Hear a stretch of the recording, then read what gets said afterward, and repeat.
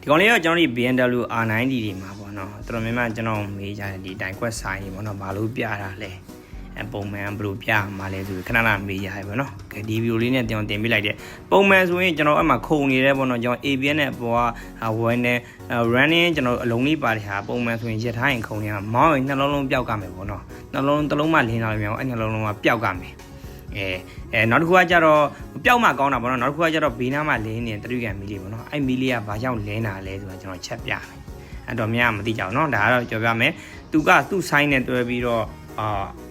လင်းတော့လင်းလာများဥမာဘာကြောင့်လင်းလာမယ်ဆိုတာဘေးနားမှာဆိုင်းတင်နေတာလေးပါပြသေးတယ်ပေါ့နော်အဲ့ဒါလေးဒီဘင်းကတော့လက်ရှိကျွန်တော်စီနေလို့ဟိုသူက running ပြနေတာပေါ့နော်အမှတွေ့လားနော် general running light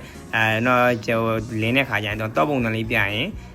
တော့ကြောင်ပေါ့နော်ရေပုံစံမီလေးပြရင်ရေကြောင်ပေါ့သူဆိုင်းလေးပြမီသီးမကောင်းရင်မီသီးကြောင်ပေါ့နော်ဒီကောင်ကျတော့ကျွန်တော်အောက်မှာတွေ့လာအမှစီပုံစံလေးဆိုတော့နော် general running light တဲ့နော်အမှဥမာတွေ့လား39.0 ပြီးနားမှာစီပုံစံလေးအဲ့ဒါကြောင့်လင်းတာပေါ့နော်ဘာမှ error မဟုတ်ဘူးပြောချင်တာက